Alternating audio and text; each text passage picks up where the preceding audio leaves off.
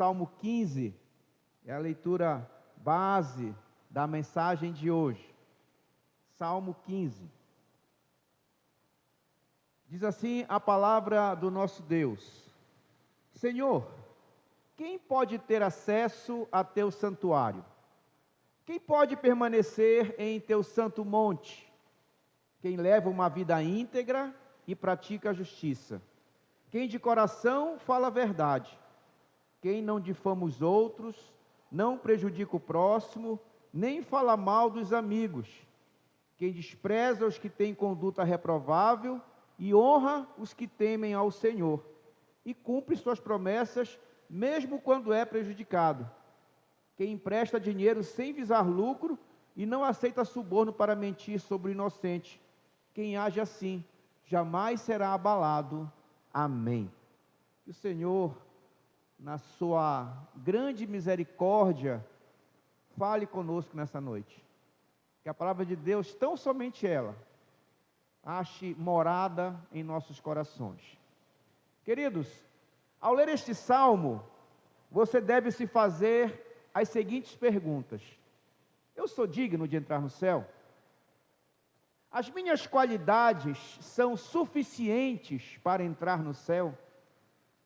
Como posso viver de tal modo que não me decepcione em minhas expectativas e anseios de um dia morar no céu?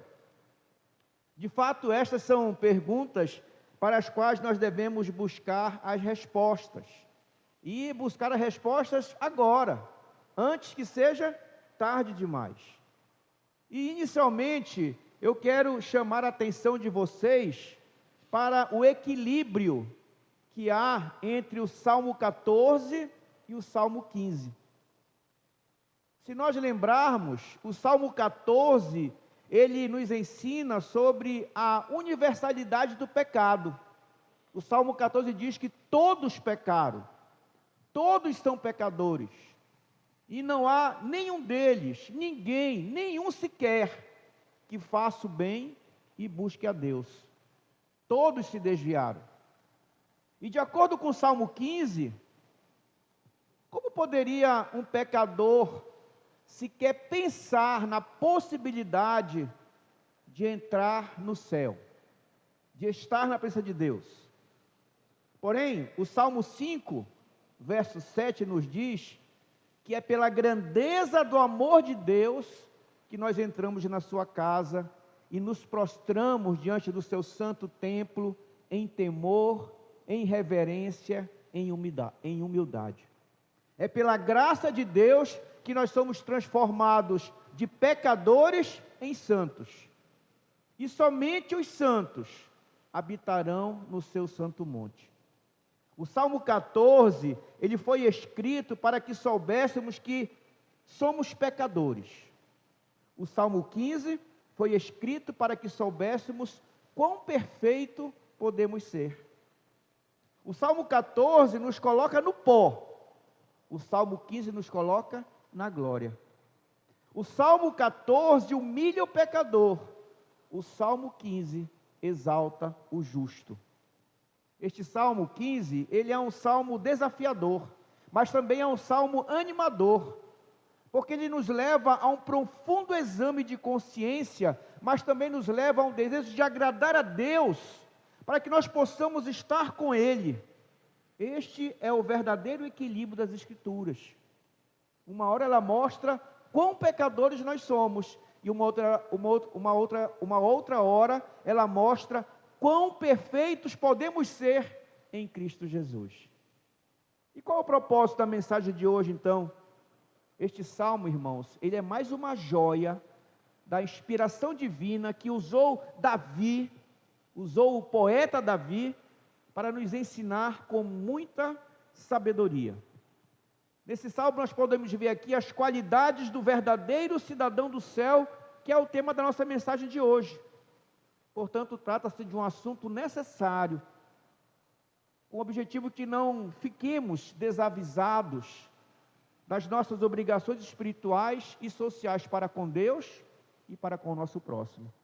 Primeiro ponto da nossa mensagem de hoje, uma pergunta investigadora, o verso 1.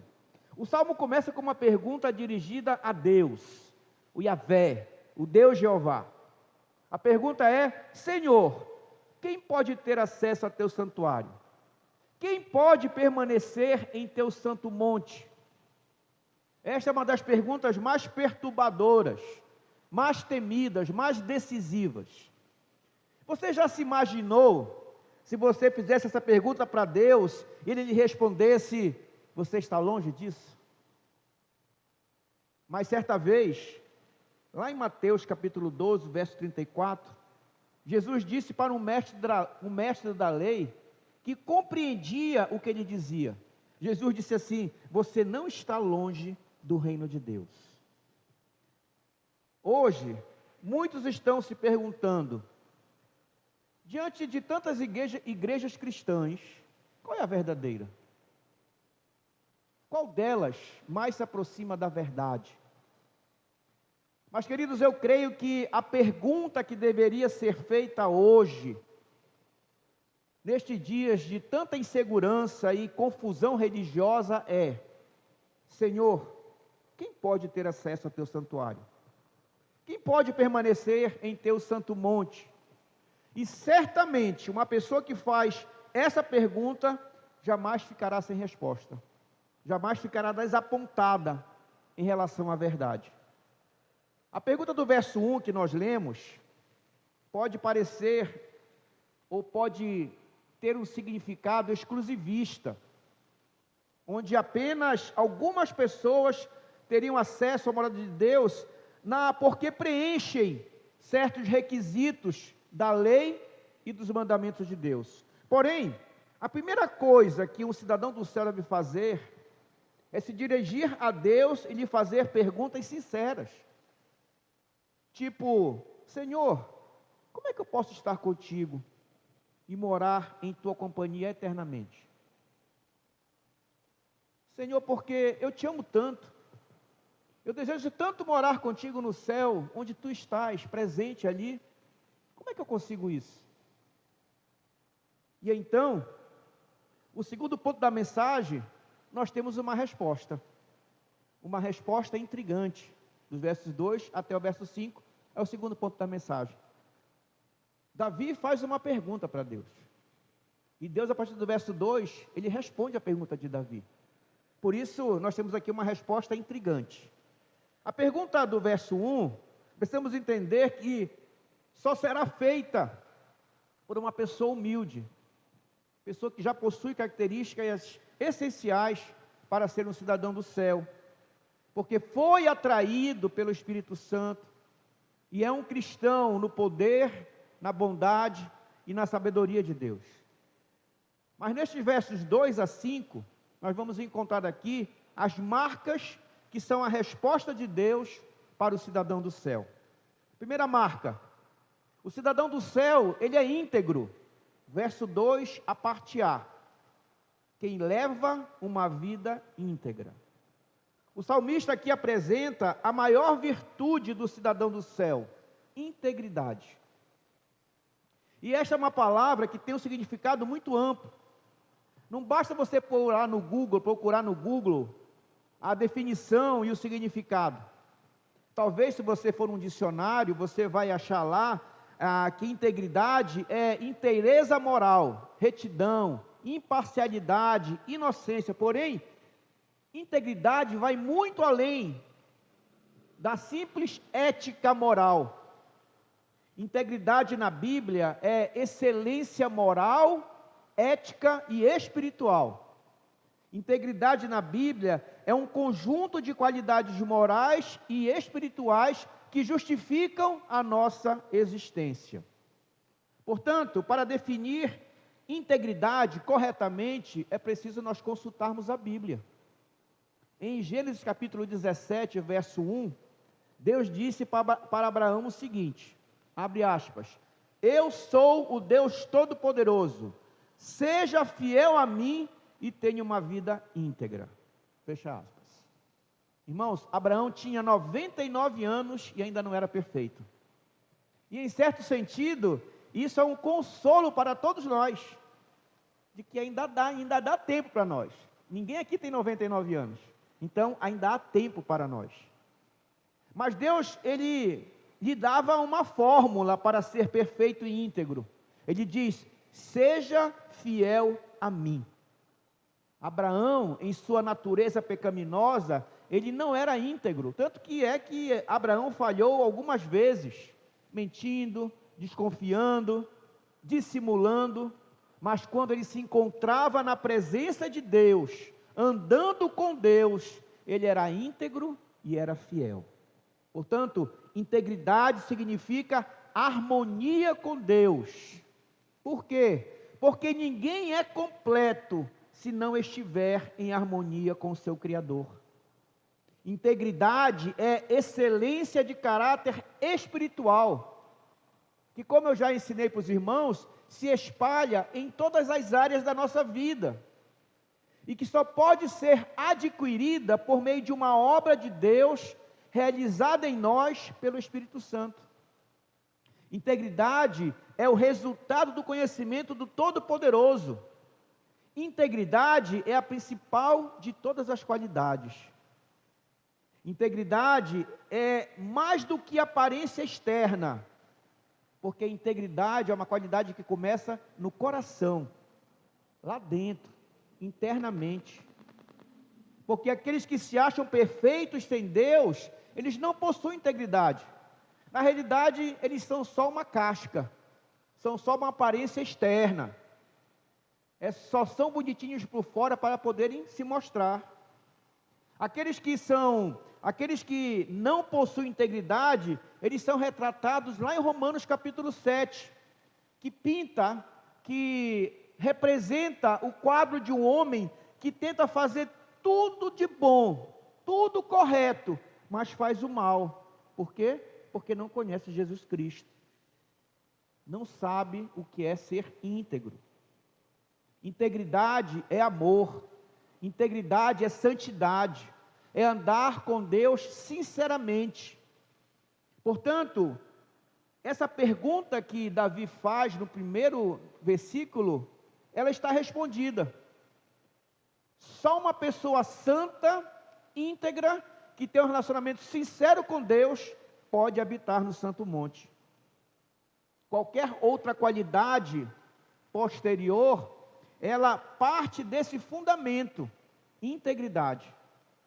E qualquer pessoa pode chegar a esse ideal, se ele desejar ardentemente andar com Deus e viver pelo poder do Espírito Santo.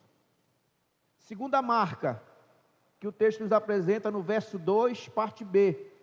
O cidadão do céu é justo, ele pratica a justiça. E eu quero trazer essa qualidade, essa marca, como ilustração. Certa vez, um cristão foi ao supermercado, e ao conferir as compras, quando ele chegou em casa, ele notou que a pessoa do caixa esqueceu de passar 2 produtos, de cobrar 2 produtos. Então, ele voltou ao supermercado, e para a surpresa do caixa que tinha atendido ele, o cristão lhe diz assim: você precisa cobrar mais por 2 produtos que foi passado sem pagamento. Então, o caixa foi, fez a correção, fez a cobrança, e o caixa agradeceu pela aquela gentileza rara. O que deve nos chamar a atenção nessa história, irmãos? É que o cristão fez de voltar ao supermercado para corrigir o erro, não se chama gentileza, isso se chama justiça. Pois justiça é dar a alguém o que lhe é devido. Justiça é não tomar o direito do outro. O que seria incorreto, injustiça, seria ficar com os 2 produtos sem ter pago por eles. Injustiça é levar vantagem sobre o prejuízo do outro. Pois se integridade é harmonia com Deus, justiça é harmonia com o próximo. Ser íntegro é cumprir os 4 primeiros mandamentos referentes a Deus. Ser justo é cumprir os outros 6 mandamentos que são referentes ao nosso relacionamento com o nosso próximo. Portanto, nessas duas palavras, integridade e justiça, temos resumida toda a lei dos 10 mandamentos. Todas as outras qualidades morais e éticas estão baseadas justamente nessas duas e partem delas. O cidadão do céu, portanto, ele é íntegro. E ele será justo em todas as suas transações, em todos os seus negócios, em todos os seus relacionamentos. Ele será justo com seu próximo, até mesmo quando o próximo for injusto com ele. O cidadão do céu poderá ser até perseguido por causa da justiça. Não foi isso que Jesus ensinou no Sermão do Monte? Mas ainda assim, ele será justo e correto. O cidadão do céu sabe que as suas ações são vistas por Deus. No Salmo 14, verso 2, diz assim: o Senhor olha dos céus para toda a humanidade. E para o cidadão dos céus, é só isso que importa. Porque o justo só deseja fazer a vontade soberana de Deus. É isso que o justo quer. Essa justiça ele alcança por meio da fé em Jesus Cristo e na sua confiança em Deus Pai. Nele, ele descansa e se alegra como um filho de Deus. Terceira marca do cidadão do céu, ele é verdadeiro. Verso 2, parte C. Quem de coração fala a verdade.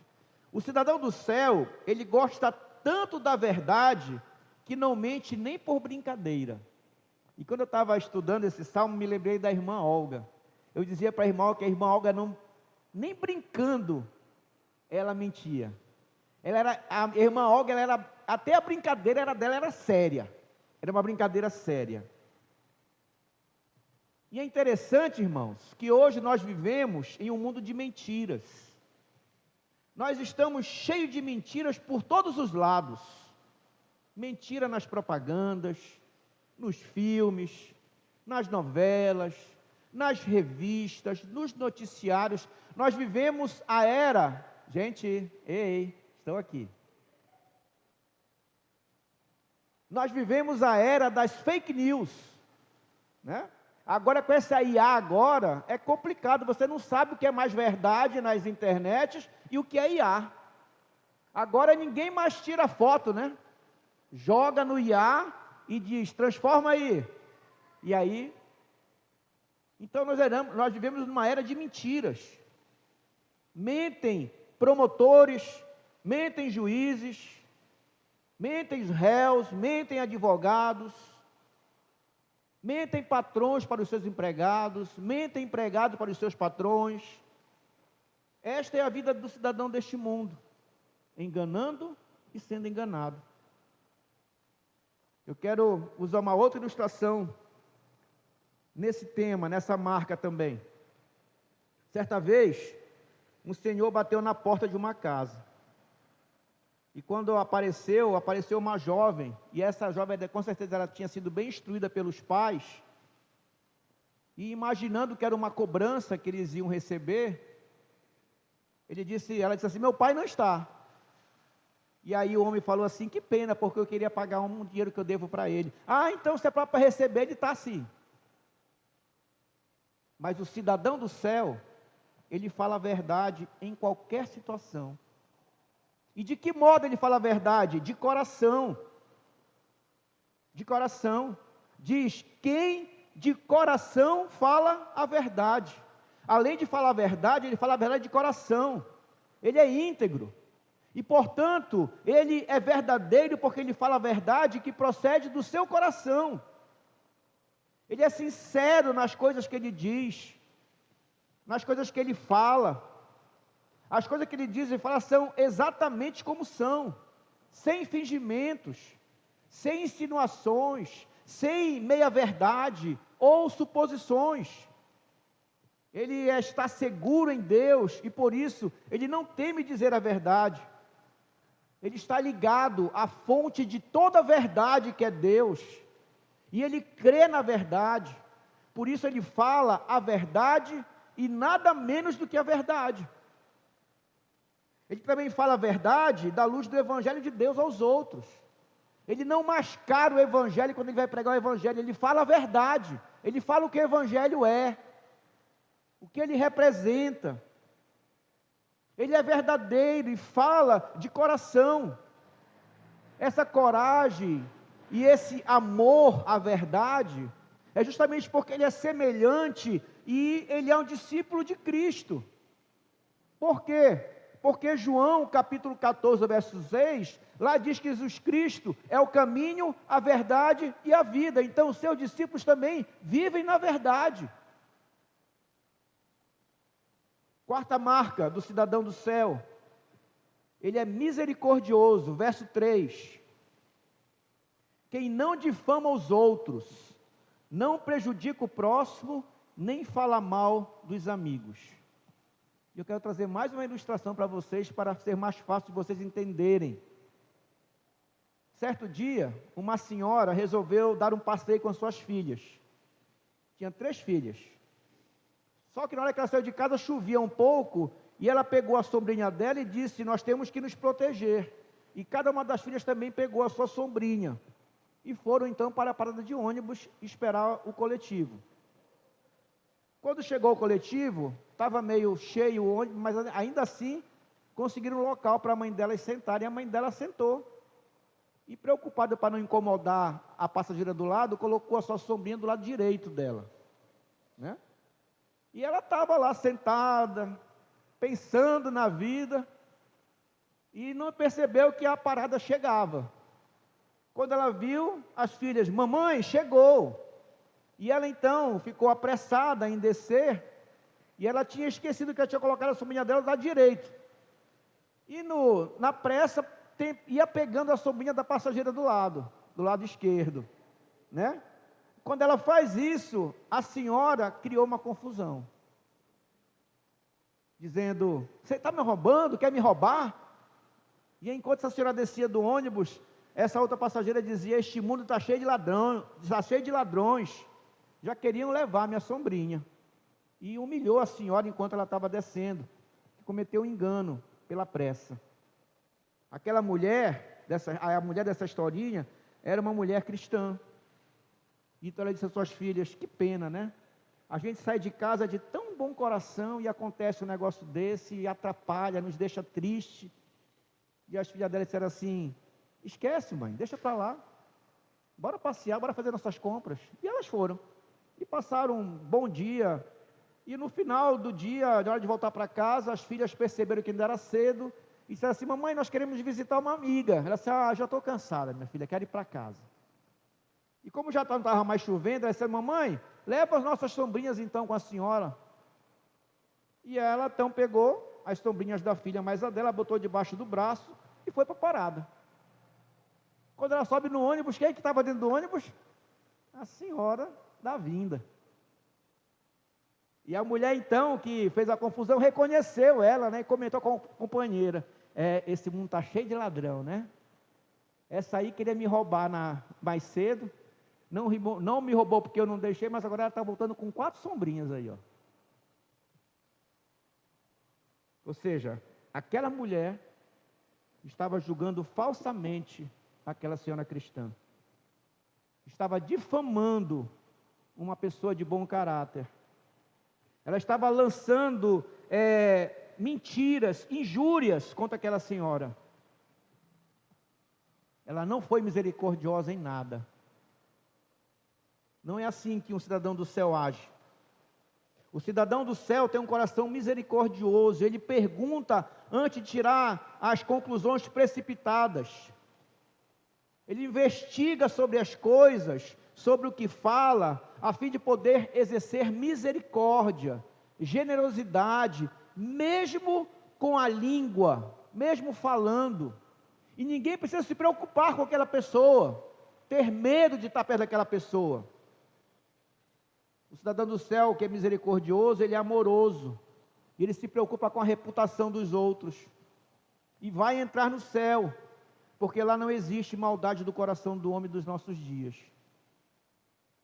A quinta marca do cidadão do céu é que ele é criterioso, verso 4, diz assim, quem despreza os que têm conduta reprovável. Uma das qualidades mais preciosas, uma das qualidades mais atraentes e mais raras é a sensibilidade do julgamento. E o cristão, ele deve possuir critérios bíblicos, básicos, para julgar as coisas e para julgar as pessoas. Por quê? Porque o cristão vive por princípios bíblicos, não por simples sentimentalismo. O cristão, o cidadão do céu, ele sabe julgar e procede corretamente quando julga. Mas alguém pode dizer que isso vai contra as regras do Sermão do Monte, porque Deus, o Senhor diz que nós não devemos julgar para não ser julgados, não é isso que diz? Porém, precisamos entender que Cristo, ele não condenou o ato de julgar em si mesmo. O juízo correto, que se faz normalmente em nossa maneira de ver as coisas e as pessoas, Cristo não condenou isso. O que é que Cristo censurou no Sermão do Monte? O que é que ele condenou? O juízo precipitado. O juízo sem conhecimento. Falar sem causa, sem conhecimento da causa. Isso o Senhor condenou. Isso ele censurou.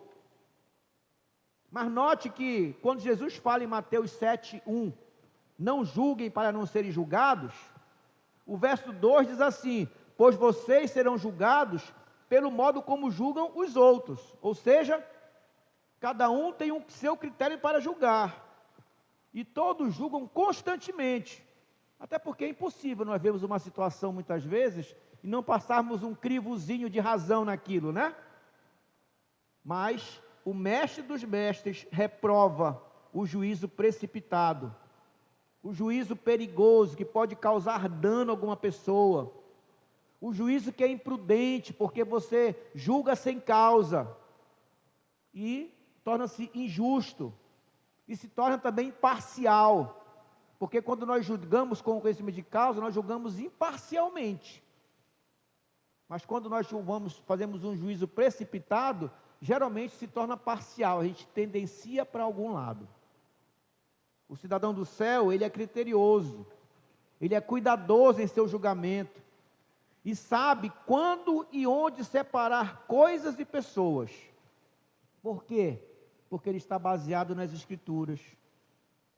E por isso o homem íntegro e justo sabe estabelecer a diferença, ele sabe estabelecer o equilíbrio e ama as pessoas, dando-lhes oportunidades de conhecer a verdade. Sexta marca do cidadão do céu, ele é confiável, verso 4, parte B, e cumpre suas promessas mesmo quando é prejudicado. Eu acho que os mais antigos aqui devem lembrar que no tempo dos nossos avós, negócios eram fechados apenas com aperto de mão. A palavra de um homem era algo sério. Não precisa assinar papel não, era apertar a mão. A palavra de um homem era o seu fiador. Se uma pessoa concordou em fazer algo, ela faria, não importando as consequências. Mas se ela acordou, se ela apertou a mão, ela ia até o fim. Você pode falar com o cidadão do céu e pode firmar um compromisso com ele, porque você pode confiar nele, que ele vai manter a sua palavra, ele não vai se retratar, ele não vai querer mudar de opinião, mesmo que ele saia prejudicado no acordo. E isso é o mínimo que se espera de um cidadão do céu, porque isso é o que se espera de um cristão, que declara estar se preparando para um dia ir morar com Deus. Muitas vezes, irmãos, nós temos que passar pelo dano, para não darmos mau testemunho como cristãos. Muitas vezes precisamos perder, para ganhar, como testemunho cristão. Sétima marca do cidadão do céu, ele é honesto, versos 5. Quem empresta dinheiro sem visar lucro, e não aceita suborno para mentir sobre o inocente. Honestidade é a qualidade de um homem íntegro, porque a integridade é a mãe da honestidade e a raiz de todas as outras qualidades. Mas, infelizmente, são raros homens honestos. Nós vemos hoje o desejo da corrupção na política, no comércio, em órgãos públicos, algumas vezes nas igrejas. Na verdade, nós podemos ver o desejo de corrupção em todos os lugares. Só que o texto aqui, ele não diz que esse homem justo e íntegro não empresta o seu dinheiro. Ele diz que ele não empresta com ganância, com usura, visando lucro. Se um amigo vier lhe pedir um dinheiro emprestado porque está passando uma situação difícil, ou porque perdeu alguns bens e quer recuperá-los, ou porque ele foi roubado, ou porque ele está precisando comprar um remédio muito caro, o cristão não se aproveita dessas circunstâncias para ter lucro sobre a desgraça do outro. Ele não se aproveita das circunstâncias desfavoráveis para se dar bem sobre o seu próximo. Então, não é que ele não possa emprestar. O que ele não pode é querer se dar bem na necessidade do outro. O cidadão do céu também, ele não aceita suborno contra uma pessoa inocente. E aí você então imagine um homem pobre, simples, que está sendo julgado. E esse homem tem poucas provas para provar a sua inocência. Mas todos sabem que ele não é culpado. Mas então lá no tribunal, o promotor querendo ganhar aquela questão e se aproveitando da corrupção do sistema, faz uma proposta para os jurados de condená-lo, de culpar aquele homem inocente, aquele réu íntegro. O homem íntegro, o verdadeiro cidadão do céu, ele rejeita qualquer oferta de corrupção, imediatamente. Nem para em casa para pensar não, tá? Tem gente que diz assim, eu vou pensar, rejeita na hora. Ele não se corrompe com dinheiro. E mais, ele tem misericórdia dos fracos, que muitas vezes são justos, mas como são oprimidos pelos ímpios, são oprimidos pelo sistema, muitas vezes são condenados mesmo sem culpas. Porém, o cidadão do céu é honesto e não se aproveita da fraqueza dos outros para aumentar as suas rendas, aumentar as suas riquezas, para aumentar a sua conta bancária. E por fim, então, no terceiro ponto, nós temos uma promessa esperançosa. Verso 5. Quem age assim, jamais será abalado. Esta é uma promessa esperançosa.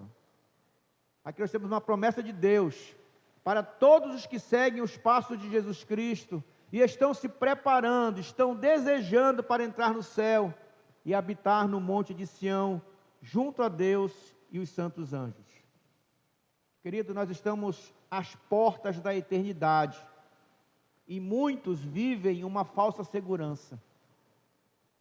Somente os que são íntegros poderão entrar pelos portais da mansão celestial. E sabendo disso, nós podemos fazer uma pergunta investigadora para nós mesmos. Nós temos buscado a Deus a fim de que esse caráter, essas marcas possam ser vistas em nós?